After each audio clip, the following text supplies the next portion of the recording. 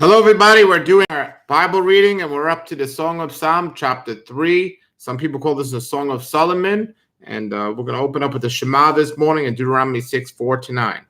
Shema Yisrael, Yahweh Eloheinu, Yahweh Echad, Baruch Shem Kivo, Mahu Tov, Leolam Vaed.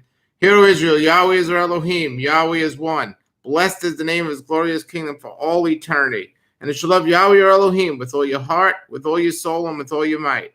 And have these words which I command you this day be upon your heart.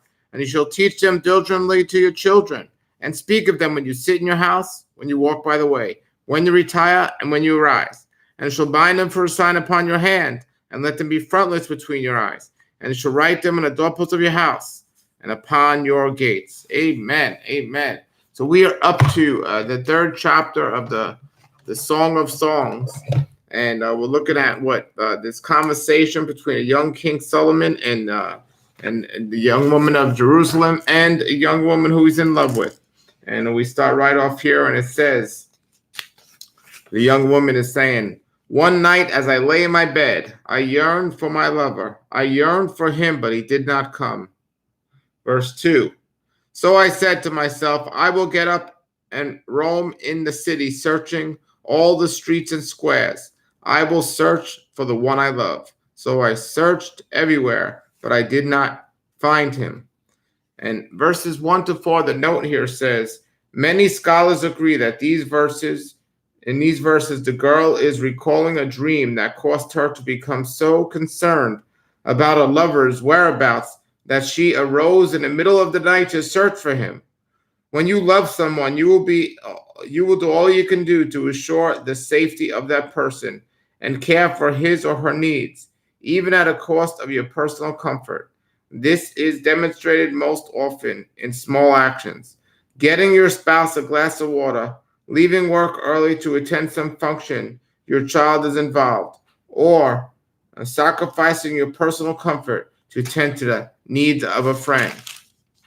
Verse 3, "The watchmen stopped me, and as they made their rounds, and I asked, 'Have you seen the one I love?' They scarcely had I left them when I found my love. I caught and held him tightly. Then I brought him to my mother's house, into my mother's bed, where I had been conceived." Verse 5, "Promise me, O woman of Jerusalem, by the gazelles and the wild deer, not to awaken love until the time is right." And then we see the memories of the engagement of the women of Jerusalem. In verse 6 says, "Who is this sweeping from the wilderness like a cloud of smoke? Who is it fragrant with myrrh and frankincense and every kind of spice?" And a note here from 3-6, all the way to 5-1 says, here the scene changes. Some believe that the wedding procession is described in 3:6-11, the wedding night in 4:1-5:1, and the consummation of marriage in 4:16-5:1. Another possible explanation is the period of Solomon's engagement to the girl is being remembered. In the previous section, Solomon and the girl fell in love. In this section, Solomon returns to the girl in all his royal splendor, expresses his great love for her, and then proposes. The girl accepts, and Solomon responds in acceptance. So that's what we got there. And then we look at chapter 6 or verse 6 in the Hebraic root scripts, and it says, "The bride comes out of the wilderness." And we look at some examples in scripture. They say Revelations 12:14 and Exodus 24-35. So we go to read verse 7 right now. And verse 7 says, "Look, it is Solomon's carriage surrounded by 60 heroic men, the best of Israel's soldiers. They are all skilled swordsmen, experienced warriors. Each wears a sword on his thigh, ready to defend the king against an attack in the night." And the note says Solomon's carriage was probably covered and a curtain couch for a single passenger that was carried on the shoulders of men.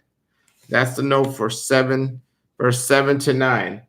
And verse 9 says, King Solomon's carriage is built of wood imported from Lebanon. And the note for verse 9, the One New Man Bible says, Palanquin is covered litter in which a bride was seated on her wedding day. And it reads in verse 9, the king who places belong made himself a palanquin of wood, the wood of Lebanon. So it's a little different in the Masoretic text. And then verse 10 reads, its posts are silver and canopy gold. Its cushions are purple and was decorated with love by a young woman of Jerusalem. Young woman says in verse 11, come out to see King Solomon, young woman of Jerusalem. He wears the crown of his mother gave him on his wedding day, his most joyous day. And the note here in the Hebraic root scriptures for verse 11 says, this is, the note says, let's see, verse 11, the bride is marrying the King of Peace. In Isaiah 9, 6, and 7, Matthew 5:35, and Hebrews 7, 1-2. It says that. All right, everybody. So that is the third chapter here of the Song of Songs.